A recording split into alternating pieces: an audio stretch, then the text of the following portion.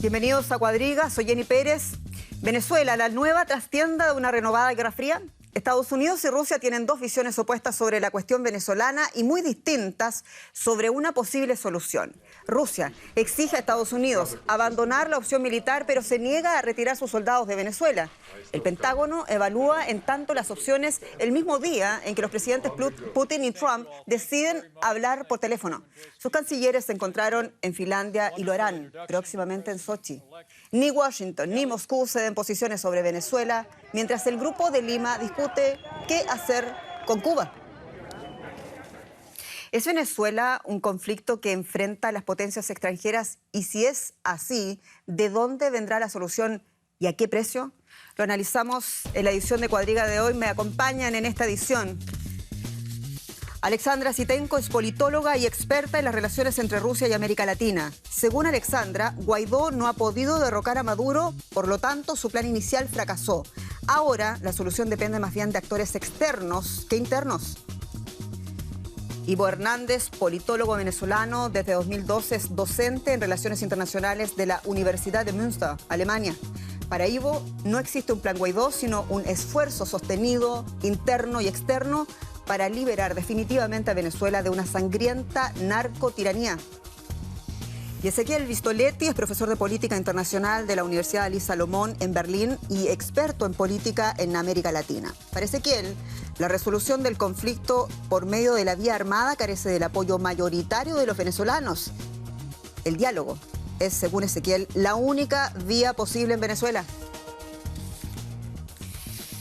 Y estamos, como siempre, muy contentos de poder contar con su opinión, con su diálogo, con su también apreciación a través, por favor, de nuestras plataformas de Deutsche Welle, plataformas en redes sociales y a través, como siempre, de nuestro correo electrónico cuadriga@dw.com. Comienzo inmediatamente y lo quiero hacer contigo, Alexandra. Es una pregunta válida para todos. Hablando con distintos personeros a nivel diplomático aquí en Berlín, me encuentro con que hay una coincidencia en señalar que la situación en Venezuela ya está en las ligas mayores. Y yo te pregunto a ti, Alexandra, ¿es en verdad, crees tú, que una solución negociada para Venezuela o la que sea pasa ahora por Estados Unidos y por Rusia? Yo creo que sí, porque son los dos actores principales, los dos actores externos principales que tienen mucha influencia sobre los dos lados contrarios dentro de Venezuela, Maduro y la oposición venezolana, liderada por Guaidó. Y por eso una solución la veo solo a través de una puesta en acuerdo entre esas dos potencias. Lo que también vale en ese caso es un efecto psicológico, ¿sí? Cuando uno siente el apoyo de una potencia global, creo que es menos está preparado para un diálogo. Tú dices muy brevemente, es una puesta en acuerdo, un diálogo entre las partes. ¿Qué acuerdos se requiere entre Estados Unidos y Rusia sobre Venezuela? Acuerdos sobre sus intereses. O sea, Rusia tiene el interés, Rusia tiene varios proyectos en Venezuela. Entre 2006 y 2013, ese país se convirtió en uno de los principales compradores de los equipos militares rusos. Además, la petrolera estatal de Rusia, Rosneft, tiene varios proyectos conjuntos con PDVSA. Son 5 proyectos en total y en 2 de ellos Rosneft tiene una participación de 40%. Rusia le ha otorgado varios créditos a Venezuela. En total, los préstamos y las inversiones suman como 17.000 millones de dólares. Pero lo más importante, en ese caso yo veo el principal interés para Rusia no conseguir una devolución de los préstamos, sino proteger sus inversiones y los proyectos en el sector petrolífero que tiene. Porque tienen no solo un significado económico, sino sobre todo muestran influencia política a nivel global. Influencia geopolítica, porque en un sector que es estratégico. Y hay un tercer aspecto que es muy importante para Rusia, es hacer valer sus intereses a nivel global y posicionarse como un contrapeso frente a los Estados Unidos, o sea, posicionarse como un país que puede tener bajo control las acciones de los Estados Unidos controlar y no dejar que ellos puedan derrocar los regímenes políticos que no les gustan. Muchas gracias por esa enumeración. Antecedentes importantes también para poner, digamos, el acento donde corresponde en esta discusión sobre Cuadriga. Venezuela pasa una solución ahora mismo, Ivo, profesor, una solución porque Rusia, hablemos la Rusia de Vladimir Putin y Estados Unidos de Donald Trump se pongan de acuerdo sobre sus intereses respecto a Venezuela? Lo primero es entender que Venezuela es un país intervenido. Ya no hay que hablar que si van a intervenir. Venezuela es un país intervenido. Es un país intervenido a nivel económico por China, que no la hemos nombrado. Es un país intervenido militarmente por los rusos, que tienen asesores allá de primer nivel. Hay gente seria metida que está asesorando. Y es un país intervenido por Cuba, que en estos momentos maneja las notarías, la identidad y un montón de factores a nivel de lo que es la cuantificación de la data venezolana. Como primera medida. Como segunda medida, yo creo que Putin apostó a Venezuela. Y en el sentido de las armas pudo vender armamento, en el sentido de las petroleras con Rosneft se equivocó. Y se equivocó mal. Los rusos tienen 17 millardos aproximadamente en juego y saben que los pueden perder. Y saben que en este momento hay que tratar de salvar cara por una parte y salvar la cartera por otro. Son dos objetivos que tienen ellos y que van a ser muy difíciles porque ellos no contaban con la impericia, con la improvisación de sujetos que simplemente estaban cortoplacistamente pensando cómo llenarse los bolsillos y tratar luego de huir del país. Si no dejar caer a Venezuela o a Nicolás Maduro, y te lo pregunto desde el punto de vista de Rusia, con todo lo que comentas, que tú sabes, entonces, ¿cuál es el precio que estaría dispuesto a pagar Rusia por no perder cara ni cartera, como tú dices? Bueno, en principio se trata, hay que entender a Rusia en su dimensión. Rusia es una economía del tamaño de Italia. Eso no es la Unión Soviética como primera medida. Como segunda medida, es un país petrolero, es un petroestado. Es decir, está sujeto a los vaivenes de los mercados, igualito que todos los petroestados. Y Putin es simplemente sobredimensionado, un poco por Europa y por la inacción europea. Es un actor sobredimensionado en estos momentos como si fuese un gran político mundial. No lo es. Está simplemente tratando de desgastar a Estados Unidos como puede en Latinoamérica, provocándolo de alguna manera con algunos sujetos que él puede influenciar.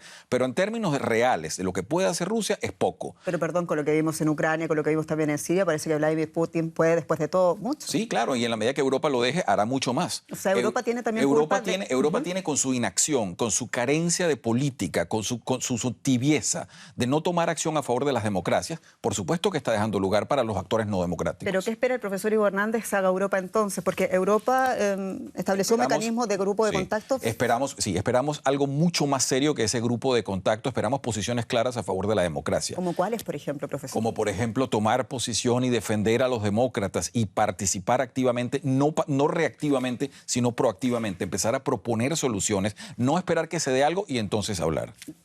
¿Fracasó la diplomacia? Ya no estamos en ese plano del político diplomático. La diplomacia nunca fracasa. Y te lo pregunto interesante, Ivo Hernández, también interesante para lo que nos puedas contar, Ezequiel, porque quiero citar ahora lo que dijo el secretario general de la OEA, Luis Almagro, en una reunión estratégica en los Estados Unidos, en Washington, donde dijo básicamente que ya se había pasado el nivel de la diplomacia, ya se había pasado incluso el nivel de las sanciones y que había que empezar a pensar en el otro escalafón ante el fracaso del grupo de contacto, ante el fracaso de los intentos del Grupo de Lima, y que eso no lo dijo literalmente Almagro, pero anunció el tercer escalafón es el uso efectivamente de la fuerza.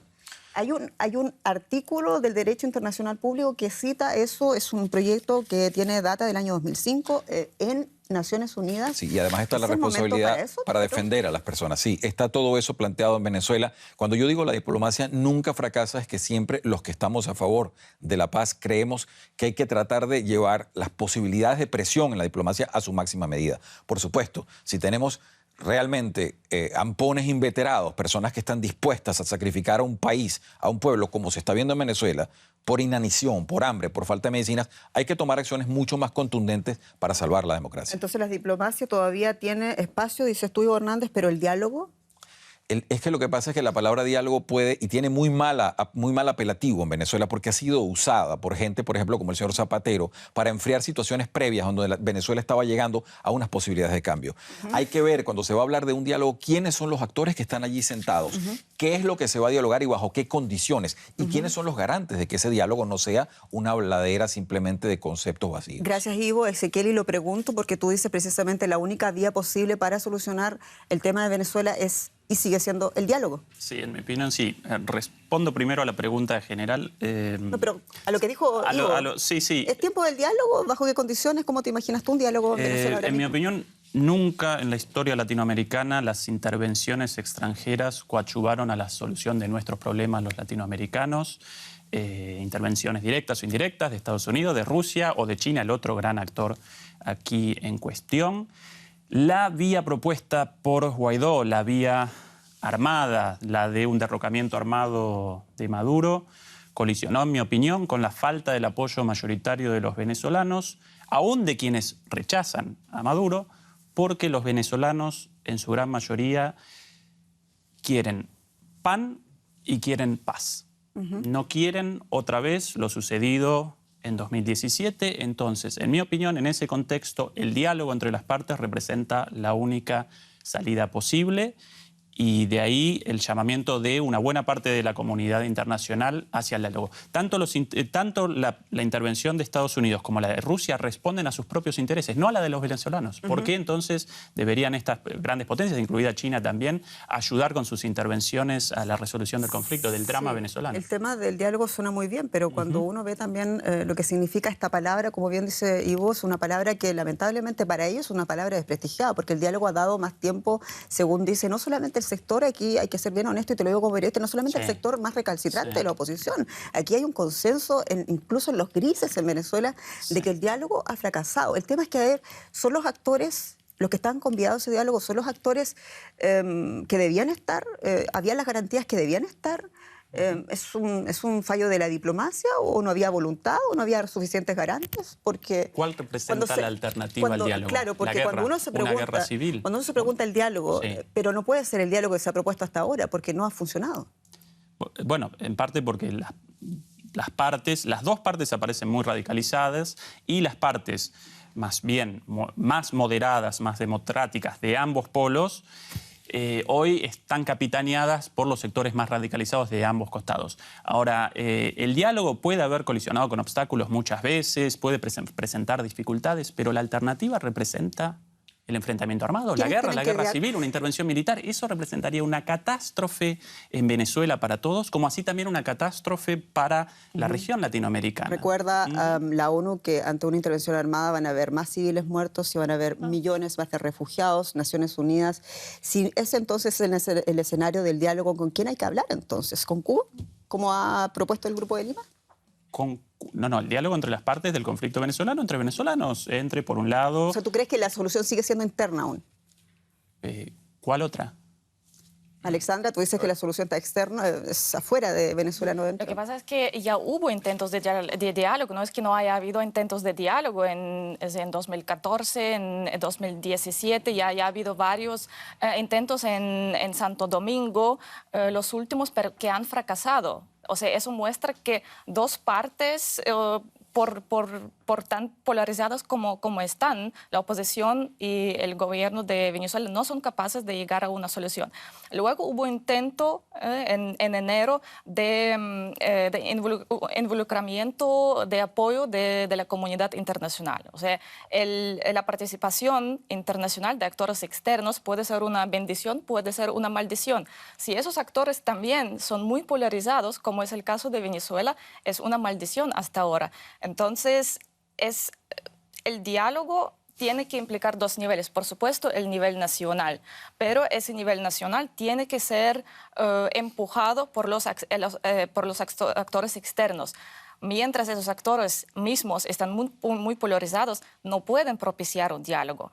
Y como tenemos dos actores principales, Rusia, Estados Unidos, en mi opinión es importante que ellos primero reconozcan la posibilidad de un diálogo, la necesidad de un diálogo entre Nicolás Maduro. ¿Y por qué hablamos, Ivo, Ezequiel, por qué hablamos sobre todo de Rusia y Estados Unidos? Porque hay un antecedente mucho mayor histórico de la influencia rusa en Venezuela que la propia China, ¿no? Sabemos, digamos, el nivel de influencia que tiene China en el mercado interno venezolano. Los diálogos de Santo Domingo, en mi opinión, representan un ejemplo excelente sobre cómo a veces la intervención de potencias extranjeras coadyuvan al empeoramiento de las situaciones. En los diálogos de Santo Domingo, la oposición y el gobierno prácticamente alcanzaron un acuerdo y después, finalmente, una parte de la oposición lo abandonó por presión de los Estados Unidos.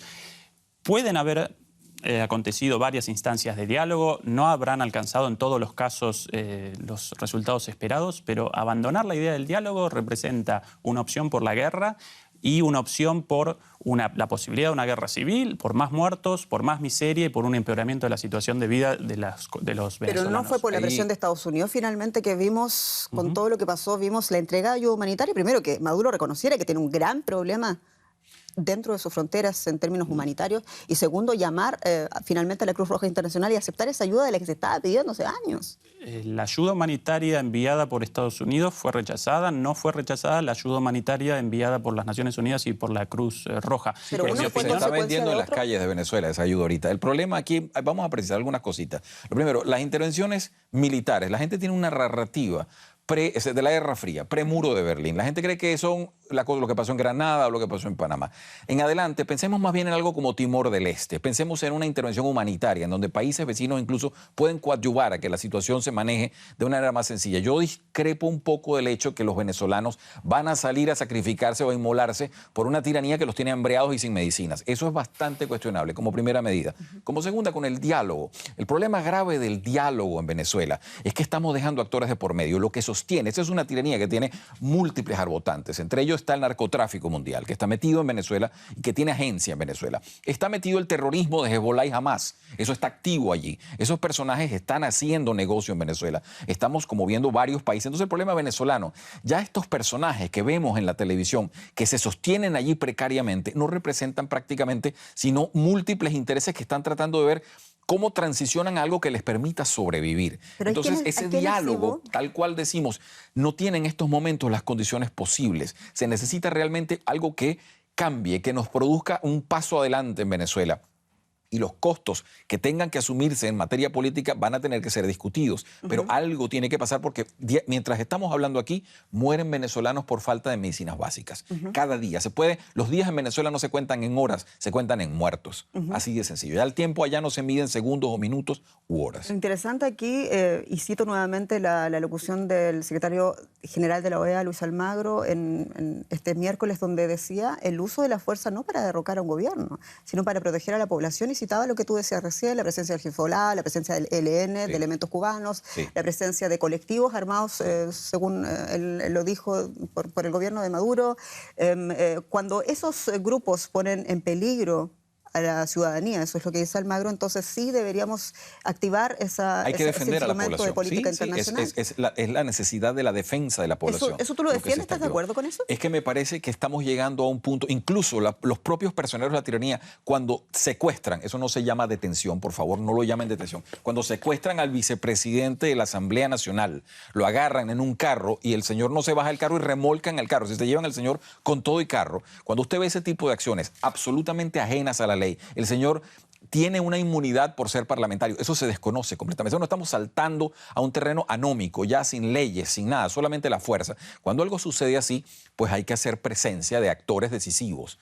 Eso sucede. Eso lo plantea la teoría política desde los tiempos de Hobbes. Estamos claros que sí hay un momento en que tiene que erigirse una contrafuerza porque los venezolanos están padeciendo una coalición de factores negativos contra ellos. Sí. En mi opinión, no debemos cometer el error de la ingenuidad. Nunca en la historia latinoamericana, quizás en la historia mundial, una intervención de una potencia extranjera, en este caso la posibilidad de una intervención militar de los Estados Unidos, respondió a la defensa de los derechos humanos y de la democracia. Nuestros ejemplos de Argentina y Chile, bueno, alcanzan de sobra. En mi opinión, la política de Trump con respecto a Venezuela y al conjunto de América Latina en este momento responde a el conflicto de la guerra comercial con China. Ahí aparece el principal interés de los Estados Unidos. A partir de la llegada de Trump al poder en 2017, él motoriza un cambio de 180 grados en su política exterior, establece medidas proteccionistas, bueno, las reactivó ahora hace poquito con China, y comienza una guerra comercial a escala global entre las dos principales potencias, altamente disruptiva para todos los países del mundo en términos económicos. Y en ese contexto, Trump comienza un endurecimiento de su política hacia América Latina, la cual conceptualiza como su patio trasero. De acuerdo a la doctrina Monroe, la doctrina de las intervenciones de Estados Unidos en América Latina, es de 1820, con un historial largo. En el marco de ese endurecimiento, él comienza con las sanciones, con el endurecimiento de las sanciones a Venezuela, ya iniciadas por Obama, pero endurecidas por él, porque a partir de ahora él rechaza cualquier país en América Latina contrario a su postura política, y también acompaña, por ejemplo, a través del FMI, a la República Argentina. Argentina aparecía en una situación económica terrible, aparecía encaminada hacia una resolución de la crisis económica con un default, una cesación de pagos de la deuda y algo parecido al 2001. ¿Y quién la ayuda al último momento? El FMI por decisión, por orden de Trump. Entonces, en el marco de esa guerra comercial entre Estados Unidos y China, presenciamos un endurecimiento de la política de Estados Unidos en la lucha contra los regímenes, contra los países contrarios a Estados Unidos y en la lucha contra la vuelta de lo que algunos llaman los populismos, como por ejemplo la posibilidad de la vuelta de Cristina Kirchner al gobierno en la Argentina. Ahí los verdaderos intereses de Estados Unidos, ¿no? En la protección de los venezolanos. Ojalá ese representase el objetivo de los Estados Unidos y ojalá una intervención ayudase a eso, pero no lo ayudaría, sino que generaría exactamente lo contrario. Interesante, tenemos que seguir avanzando, y es que pese a todo lo que se diga y también se haga en torno a Venezuela, nadie quiere traspasar esa línea roja de la intervención militar en el país, tampoco los Estados Unidos. Esta semana vimos reuniones bilaterales al más alto nivel político, pero no hubo avances y nadie tampoco retrocede de posiciones. Mike Pompeo y su homólogo Sergei Lavrov se reúnen para hablar de Venezuela. El pulso continúa y la posibilidad de una intervención militar genera controversia. El uso de la fuerza solo puede ser sancionado por el Consejo de Seguridad de la ONU. Se puede usar la fuerza en respuesta a la agresión a un Estado soberano. No podemos ver algo así en Venezuela. Por su parte, Pompeo exige al Kremlin no interferir en la crisis venezolana. Los venezolanos merecen tener una democracia que no esté dirigida por una potencia extranjera y menos por la vía militar. Por eso queremos que salgan del país los cubanos, los iraníes, los militares rusos.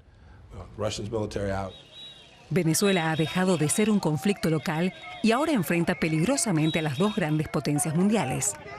¿Hasta dónde estarán dispuestas a llegar? Mientras ustedes estaban viendo esa nota, nosotros también las estábamos viendo y me daba cuenta que Ivo Hernández, el profesor de la Universidad de Münster, decía correcto cuando hablaba Mike Pompeo. ¿Cómo hacer que salgan esos grupos entonces de este país intervenido, como tú señalas? Y muy importante también que introdujo, no habíamos un factor que no habíamos nombrado, que eran los iraníes. Los iraníes han tenido mucho que ver en Venezuela. Y también da un poquito de gracia, de risa o de humor exsoviético escuchar al señor Lavrov diciendo que no se deben intervenir. Justamente el señor que tiene las manos metidas en Siria, que ha bombardeado ciudades. De manera que uno no puede sino sentir que es un chiste lo que le está haciendo y no tomarlo con ninguna seriedad, porque una persona que ha condonado y ha apoyado las cosas que han sucedido en Siria, venga a darle lecciones a los venezolanos, eso queda muy grueso. Además, ellos han mandado aviones militares de altísimo calibre y los ha puesto en La Guaira, cosa que es una provocación directa. Han mandado asesores, eso ya es una intervención. Eso es además una violación flagrante de la Constitución venezolana, porque debió haber sido la Asamblea quien autorizaba la presencia de soldados extranjeros. En eso la Constitución venezolana es igual a casi todas las de Latinoamérica. Es la Asamblea quien no lo permitió, no se hizo a la torera, a la anómica, es decir, nos saltamos las leyes. Entonces viene este señor a estarnos tutelando, y yo también discrepo de llamarlas las dos potencias. Yo creo que Rusia no es una potencia. La Unión Soviética fue una potencia. Rusia es un país importante en la región, que es un actor con el cual la Unión Europea actúa bastante bien y energéticamente tiene mucho que ver. Más allá de eso, yo quisiera saber cuál es el importantísimo rol que maneja Sin embargo, Rusia en estos momentos. Profesor, sin embargo, la opinión de ese señor, como usted dice, el canciller ruso Lavrov, es altamente apoyada o prácticamente apoyada en términos mayoritarios en el Consejo de Seguridad de Naciones Unidas. También en otras instancias contrarias a Nicolás Maduro, como el Grupo de Lima, nadie va a apoyar una intervención militar en Venezuela. El problema es que volvemos al punto básico, y yo quiero aquí con los colegas que están presentes, cuando hablamos de intervención militar, ¿de qué estamos hablando? La gente tiene una narrativa parecida a la Guerra Fría. Se imaginan unos soldados subiendo por la playa de Venezuela, etc. Eso no es lo que está planteado. Lo que está planteado son niveles de presión mucho más grandes. Entre las sanciones económicas que han sucedido contra corruptos del régimen y contra la petrolera Citgo, para que los rusos justamente no se la vendieran a los rusos, porque la habían puesto como garantía, para que eso siga aumentando, hay una cantidad de medidas hasta llegar a cosas más directas, lo que están hablando de armamento. Hay medidas diplomáticas que en Estados Unidos tendrían que tomarse, no solo Estados Unidos, sino los países de la región. Recordemos que ahí está el Grupo de Lima no solamente, sino que están directamente involucrados las dos víctimas de la migración venezolana directa, cual son Colombia y Brasil, que aquí en Alemania nosotros vivimos una tragedia porque hubo 1 millón aproximadamente de migrantes sirios que llegaron. Bueno, Colombia ha recibido más de eso y Brasil va por allí. Y no se quejan como se quejó Alemania, ni hubo partidos de ultraderecha saliendo a defender aquí que se estaba acabando el país. De manera que hay que entender las cosas en su perspectiva. Cuando se habla de una solución a mediano plazo, más o menos, ¿qué es lo que esperan los venezolanos? Uno se pregunta ya, las sanciones... Dale, insistamos en el tema diplomático, pero cuando uno mira a Cuba y ve que eso lleva 60 años, entonces, ¿qué se puede esperar en Venezuela? Bueno, lo que se puede esperar, Cuba tiene ese tiempo de sanciones, pero hay que entender que existe Cuba porque pudo hacer el trasvase entre la Unión Soviética y pasar directamente, como una economía parásita que siempre ha sido, a Venezuela, que fue su gran financista. Entonces, el caso cubano, también importante, la administración Trump está clara en ese sentido. Ya uno ve, escuchando a Pompeo, a todos los demás asesores, cómo ellos diagnostican que es el eje de La Habana que ha controlado esas franquicias, que debilitando el eje de La Habana, como se está debilitando ya a pasos agigantados, porque eso no es una economía improductiva, va a venir o puede venir un cambio en la región. Todos soñamos con esa posibilidad que la asomó Trump en algún momento y dijo, podríamos tener por primera vez un hemisferio completamente democrático. Sí, pero sin descontar a Rusia y China, que también son los otros actores que están detrás de Cuba. Yo hablo de los países que están en la región. Sí. Interesante, Ezequiel. Dijo mucho, digo, ¿no? Sí, lamentablemente no puedo acompañar las palabras de Ivo, la idea de Trump como el gran promotor de la democracia en América Latina, quien llama a los países, a una buena parte de los países latinoamericanos explícitamente, países de M, quien quiere edificar un muro en la frontera, quien comete excesos verbales permanentemente contra los extranjeros, contra las mujeres. Conceptualizar a Trump como el promotor de la democracia para mí representa un error. Ninguna intervención, ni la de Rusia, ni la de China, ni la de Venezuela. Los problemas de los venezolanos resueltos por los venezolanos, naturalmente, hoy... Pero si no pueden ellos, porque hay grupos armados, porque hay otros grupos ajenos a su país que están actuando. En mi opinión, la situación actual de escalada, en realidad hoy ya desactivado el plan... La propuesta de Guaidó, pero la última fase de la escalada para el derrocamiento de Maduro, desde la autoproclamación de Guaidó hasta el llamado al levantamiento de los militares, en gran medida fue patrocinada por los Estados Unidos. Sin esa intervención, seguramente las opciones de diálogo habrían aparecido mucho más a la vista de lo que aparecen hoy, cuando tanto la oposición está capitaneada por el sector más radicalizado, el sector de Voluntad Popular, y el chavismo responde también con...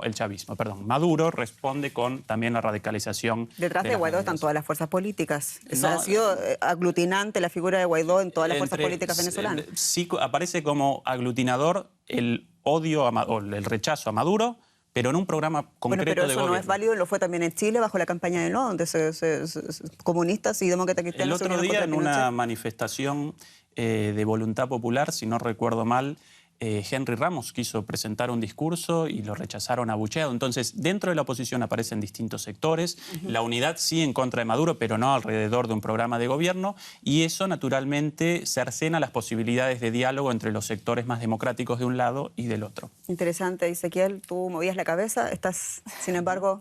de acuerdo con lo que plantea Ezequiel, ¿no? Sí, con algunos puntos, sí, precisamente con la mayoría de los puntos estoy de acuerdo, pero creo que me gustaría enfatizar también unos aspectos. El primer aspecto es que para Rusia Maduro no es tan importante, no se trata de proteger a Maduro, hay que tener eso presente. A Rusia de lo que se trata es proteger sus intereses, como he dicho, sobre todo en el sector petrolero, y ser tomada en serio, que sus intereses también valgan.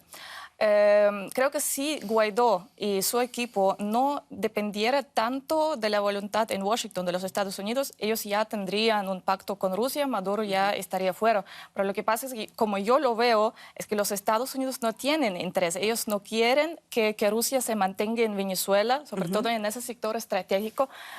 Quieren tenerla fuera. Y como ha dicho Pompeo, según la doctrina Monroe, que es totalmente obsoleta hoy en día, y los Estados Unidos tienen que reconocer que una doctrina que fue proclamada en el siglo XIX, hoy en día no puede valer. Hay otros actores y hay que aceptar, o sea, que también hay otros actores que en Sudamérica, en Latinoamérica, tienen sus intereses. Maduro no importa, sin embargo, quiero volver a ese punto, sin embargo, hay una cronista europea que escribía algo respecto a eso. Sí, a Putin le interesa a Vladimir Putin en el sentido a Vladimir Putin le interesaría en ese sentido a Nicolás Maduro como moneda de cambio por las sanciones que también padecen sobre Rusia por el tema de Ucrania, por ejemplo.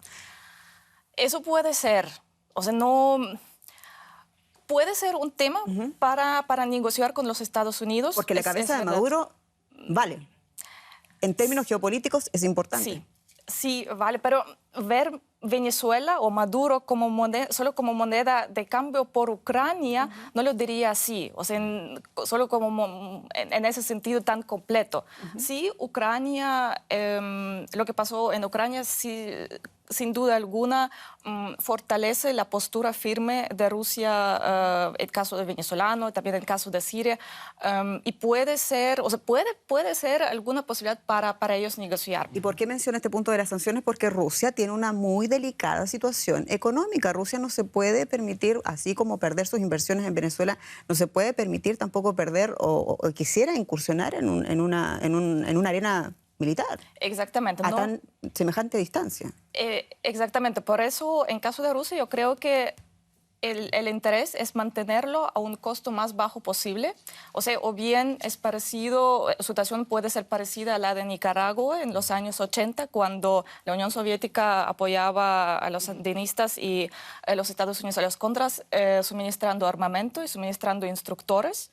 O sea, menos van a tratar de...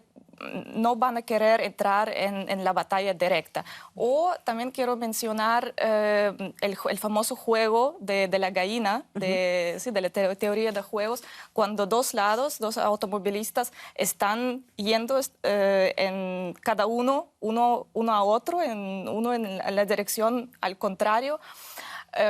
Y el choque, o sea, nadie quiere desviar de la trayectoria porque no quiere parecer una gallina cobarde, no quiere ser humillada, pero cuando una colisión ya es inminente, alguien tiene que hacer el primer paso, y ahí ese primer paso ya no es debilidad, ya no es cobardía, sino es responsabilidad y prudencia. Y muchos entendieron ese primer paso con la llegada de los soldados y los aviones rusos a Venezuela.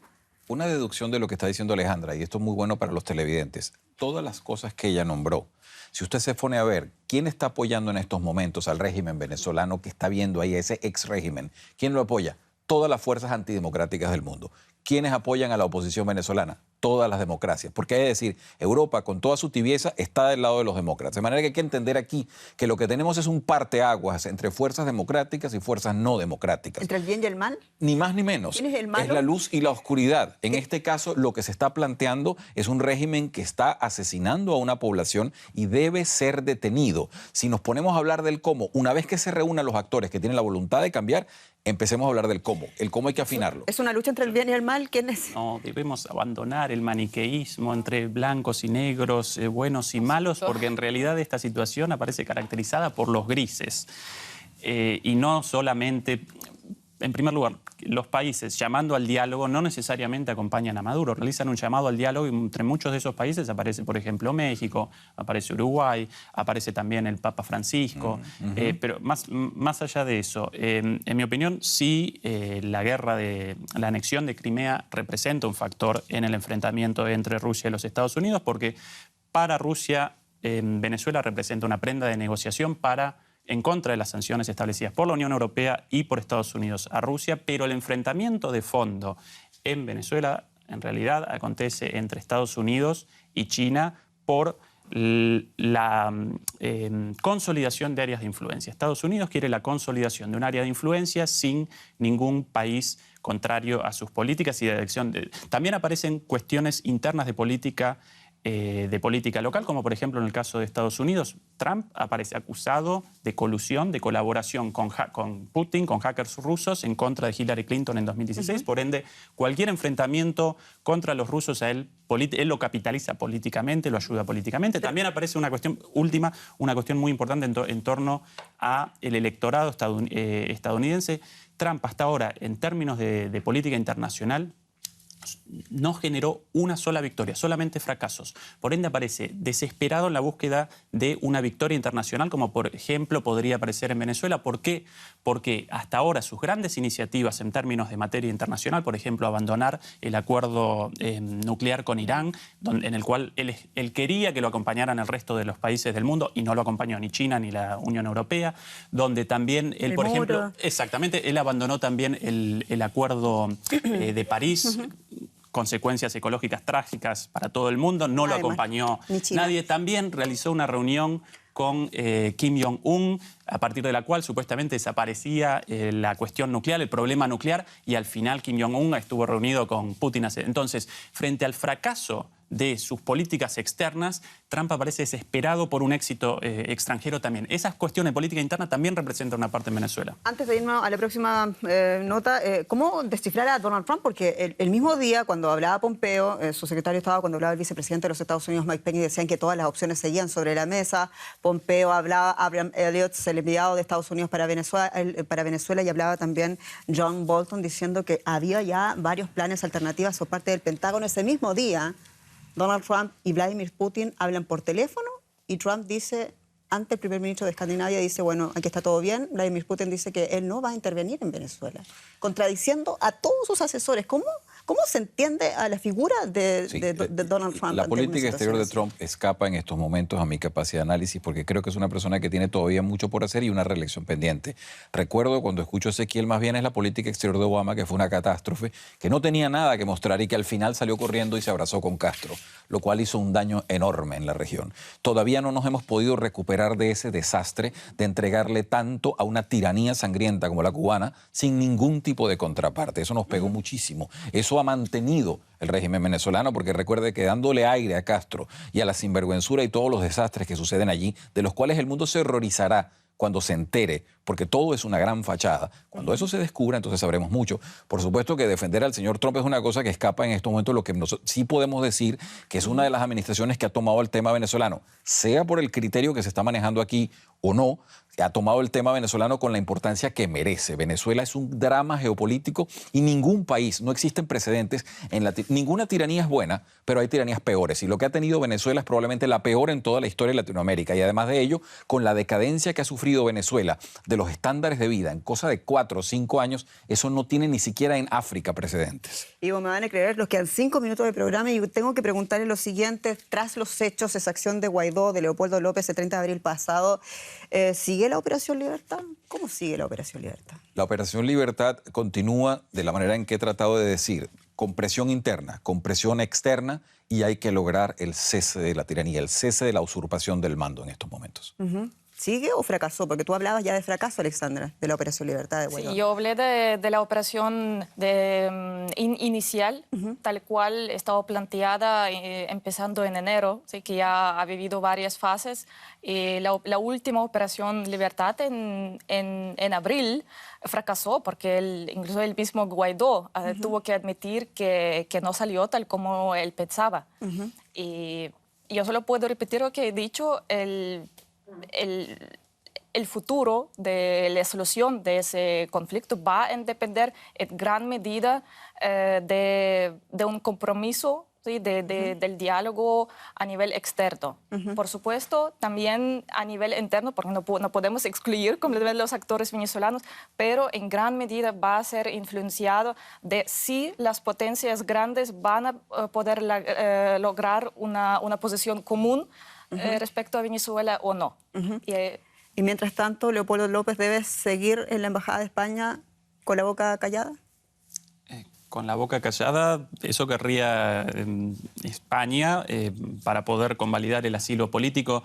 Difícilmente Leopoldo López abandone su postura políticas de ¿Pero es hasta activismo ahora. político o es una demanda democrática de un líder político que está llamando a cumplir su momento? ¿Cómo lo ves tú? Bueno, una demanda democrática o no, en mi opinión particular, la propuesta hecha por Leopoldo López y Guaidó de salida mediante un derrocamiento armado no representa, no realiza una contribución a la solución del drama venezolano. Ahora sí representa una forma de activismo político, como también, bueno, recuerdo ahora el caso de Julian Assange en la embajada de... participar en política, bueno, representa una forma de activismo político para bien o para mal. En respuesta a la pregunta anterior, en mi opinión, la Operación Libertad, como la llamó Guaidó, colisionó con la falta de apoyo de la mayoría de la sociedad venezolana, aún de quienes rechazan a Maduro, porque no quieren otra vez la posibilidad de una guerra civil, y del ejército, el cual todavía acompaña mayoritariamente a Maduro por otras cuestiones quizás en otro Entonces, y esta es la pregunta de cierre, nos quedan menos un minuto y medio. Entonces, la solución para Venezuela pasa por el plano interno y no externo.